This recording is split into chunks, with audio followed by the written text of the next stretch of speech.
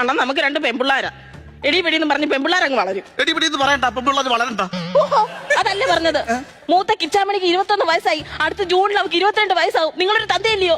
എന്തെങ്കിലും ഒന്ന് ചെയ്യട്ടായോ? ഞാൻ എന്തോ ചെയ്താലും അടുത്ത ജൂണിൽ അവർക്ക് 22 വയസ്സാവും. പിന്നെ എന്തോ ചെയ്യാറെ കൊണ്ടാ?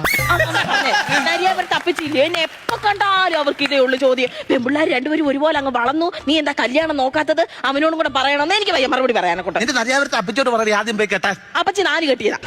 കറുത്തേറാണ് ഞാൻ വാങ്ങിച്ച് എപ്പോഴും കെട്ടാൻ. അതല്ലെന്ന് അപ്പച്ചി ആദ്യം കിട്ടിയില്ലോ കൊല്ലത്തുകാരന്. അയാള് ഭയങ്കര കുടിയനായിരുന്നു.